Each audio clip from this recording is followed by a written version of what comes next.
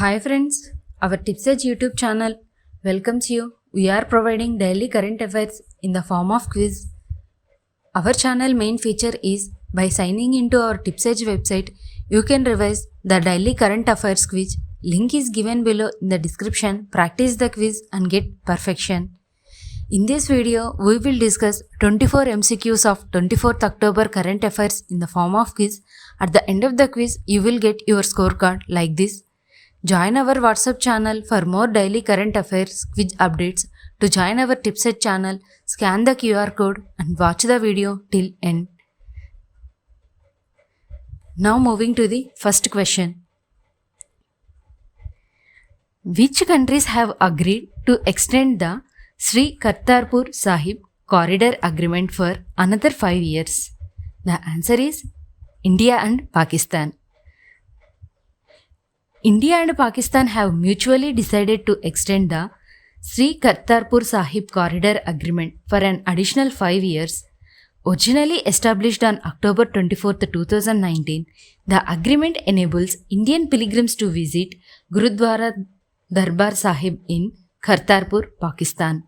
According to the Ministry of External Affairs, this extension guarantees the corridor's seamless operation, ensuring uninterrupted pilgrimages for Indians to the sacred site. The ministry further emphasized that the renewal of the agreement will maintain continuous access for Indian pilgrims to the holy Gurudwara in Pakistan. Now moving to the second question. In which state is the 55th International Film Festival of India IFFI being held? Answer is Goa. The 55th International Film Festival of India IFFI will take place in Goa from November 20th to 28th of this year, serving as a one-stop shop for budding talent and all things related to cinema. Established in 1952, International Film Festival of India is recognized as one of the Asia's leading film festivals. It is held annually and organized by National Film Development Corporation and the Ministry of Information and Broadcasting in partnership with the Government of Goa. Theme: Ready for the Ultimate Cinematic Experience. Now moving to the third question. What key initiative will President Pedro Sanchez inaugurate during his visit to India? Answer: the new C-295 aircraft assembly line at Vadodara. Spanish President Pedro Sanchez will visit India from October 27th to 29th. He will hold delegation-level talks with Prime Minister Modi and inaugurate the final assembly line plant of C-295 aircraft in Vadodara, part of the Make in India initiative by Tata Advanced Systems in collaboration with Airbus Spain. External Affairs Minister Dr. S. Jaishankar will also meet with President Sanchez during the visit. Now moving to the fourth question. What is the main objective of the weather forecasts at the Gram Panchayat level initiative launched in collaboration with India Meteorological Department? Answer: to empower rural communities with localized weather information. The weather forecast at the Gram Panchayat level initiative launched in collaboration with India Meteorological Department aims to empower rural communities by providing 5-day weather forecasts and hourly updates, directly benefiting farmers and villagers. As part of the government's 100 Days Agenda, it seeks to enhance grassroots governance and promote sustainable agricultural practices, increasing climate resilience among rural populations. For the first time, localized forecasts will be available at the Gram Panchayat level, supported by IMD's expanded sensor coverage and disseminated through digital platforms like e-Gram Swaraj and the Meri Panchayat app. Now moving to the fifth question. What is the projected GDP growth rate for India in the fiscal year 2024 to 2025 according to the IMF's latest World Economic Outlook? The answer is 7%. The International Monetary Fund has maintained India's GDP growth rate at 7% for the current fiscal year ending March 31st, 2025. In its latest World Economic Outlook, the IMF forecasts a growth rate of 6.5% for the next fiscal year 2025 to 2026. The report highlights a mixed outlook for the global economy, expressing optimism about inflation while cautioning against rising debt levels and increasing geopolitical and trade volatility. The IMF specially notes that ongoing tensions in West Asia could impact commodity prices and overall trade in the region. Now moving to the sixth question.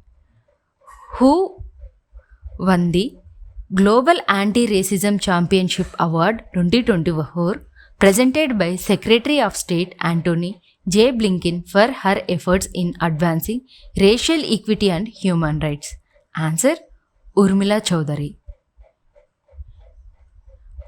Urmila Choudhury of Nepal was awarded the Global Anti-Racism Champion Award 2024 presented by Secretary of State Antony J. Blinken. This prestigious award recognizes 6 civil society leaders for their exceptional courage and commitment to promoting racial equity, justice, and human rights. Urmila is an abolishonist and labor activist who was rescued from child servitude at the age of 17. She co-founded the Freed Kamlari Development Forum and established 42 cooperatives to empower former bonded laborers. Honored for her dedication to advancing the rights of marginalized castes and ethnic communities in Nepal, Urmila actively combats systematic racism and intersectional abuses. Now moving to the seventh question. What is the Kamlari system in Nepal? Answer: a form of indentured servitude where girls and young women were sold to servitude of a wealthier families. The Kamlari system in Western Terrain, Nepal involved selling girls and young women into indentured servitude to wealthier families. On September 10, 2006, the Supreme Court declared this practice was illegal, granting former Kamlaris is the right to compensation, education, and rehabilitation. However, enforcement was lacking. By June 2013, the government abolished the Kamlari system and introduced a 10-point plan for compensating and rehabilitating victims. Indentured servitude is a labor system in which individuals agree to work for a specific period under a contract in exchange for basic needs like food, shelter, and transportation. Now moving to the eighth question. During the India-UAE bilateral naval exercise BILAT, which Indian naval vessel is participating? Answer: INS Vishakhapatnam. Admiral Dinesh K. Tripathi, Chief of Naval Staff CNS, met with Mater Salim Ali Al Daheri, Under Secretary of the UAE Ministry of Defence, to discuss vital defense ties and maritime security in the region. Their discussions focused on strengthening partnerships, enhancing interoperability, and collaborating in the defense industry. A significant highlight was India's participation in the third edition of the India-UAE bilateral naval exercise BILAT, featuring the indigenously designed INS Vishakhapatnam. Now moving to the ninth question. On which date is Sardar Vallabhbhai Patel's 150th birth anniversary celebrated? October 31st. The government will commemorate Sardar Patel's 150th birth anniversary with a 2-year nationwide celebration starting this year. Union Home Minister Amit Shah noted that this initiative honors Patel's significant contributions and highlights his enduring legacy in establishing a strong democracy and unifying India from Kashmir to Lakshadweep. Now moving to the 10th question. What is the main focus of the Bharat Ko Jano program as started by Governor Dr. Haribabu Kambampati? Answer: encouraging awareness about the country. In Mizoram, Governor Dr. Haribabu Kambampati declared the state an island of peace during the Bharat Ko Jano program in Kolasib district. He noted that the Mizoram Peace Accord has endured after 2 decades of insurgency. Dr. Kambampati emphasized the importance of responsible citizenship and national awareness, highlighting the Northeast's diversity of over 200 ethnic communities and 220 dialects. Now moving to the 11th question. Which state announced the provision of various facilities and financial assistance to minor rape victims under the POCSO Act? Answer: Madhya Pradesh, Bhopal. The Madhya Pradesh government has announced a new initiative to support minor rape victims by offering a range of facilities. This scheme aims to protect victims of sexual crimes under the POCSO Act and provide financial assistance from the central government's Nirbhaya Fund. Now moving to the 12th question. What is the main objective of this scheme introduced by the Madhya Pradesh government for minor rape victims? Answer: to provide protection under the POCSO Act and financial assistance. The government of Madhya Pradesh outlined several facilities available under Mission Vatsalya, including education, police assistance, maternity and newborn care, psychological counseling, legal aid, health insurance and shelter in care institutions. Importantly, victims will not need to present a copy of the FIR to access these benefits. Each minor victim will receive 4,000 rupees per month for non-institutional care, and the scheme will be managed by the district collector, with each district allocated 10 lakh from the Nirbhaya Fund for implementation. Now moving to the 13th question. Which organization has the Telangana government appointed as the new technology partner for the Dharani Integrated Land Records Management System ILRMS? Answer: National Informatics Center NIC. The Telangana government has appointed the National Informatics Center NIC as the technology partner for the Dharani Integrated Land Records Management System. National Informatics Centers will manage the portal's operation for 3 years with a possible 2-year extension. This collaboration aims to improve efficiency and transparency in land records statewide. Now moving to the 14th question. Which country named the cyclonic storm Dana in Odisha? Answer: Qatar. The cyclonic storm Dana was named by Qatar country. Cyclonic storm Dana is moving toward the Odisha coast, raising concerns about heavy rainfall and strong winds. Now moving to the 15th question. What is the primary goal of the International Incoming Spoofed Calls Prevention System? Answer: to block international spoofed calls reaching Indian telecom subscribers. The International Incoming Spoofed Calls Prevention System in New Delhi was introduced. This system, developed by the Department of Communications and Telecom Services, aims to identify and block international spoofed calls targeting Indian telecom subscribers. Spoofed calls are frequently used for financial scams, impersonating government officials and creating panic. Reported incidents include threats of mobile disconnection, fake digital arrests, narcotic deliveries, and police impersonation. Now moving to the 16th question. In which city is India hosting the 16th edition of the Women's Indian Open Golf Tournament? Answer: Gurugram. India is set to host the 16th edition of the Women's Indian Open Golf Tournament in Gurugram, Haryana. The tournament will feature 114 players from 31 nations, including 27 Indian participants.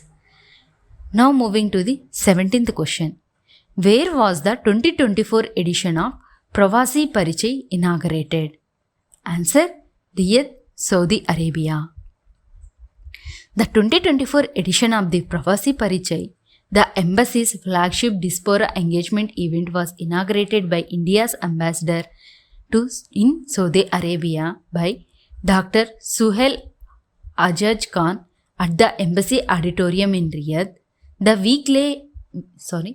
week-long cultural celebration began with a specially curated event titled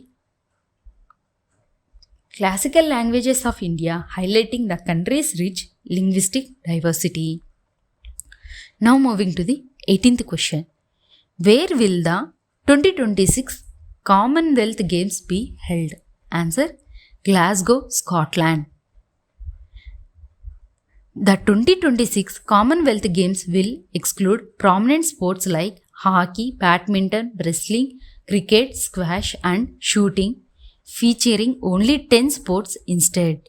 Scheduled for Glasgow, Scotland from 23rd July to 2nd August 2026, the Games will host around 3,000 athletes from 74 Commonwealth nations across 4 venues. Now moving to the 19th question.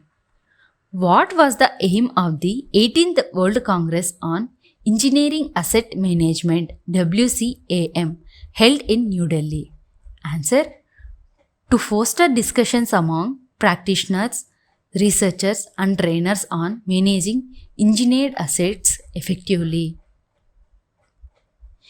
India's annual fuel imports amount of 22 lakh crore. At the 18th World Congress on Engineering Asset Management in New Delhi, the emphasis was on technology's crucial role in achieving Prime Minister Modi's vision of 5 trillion economy. Now moving to the 20th question.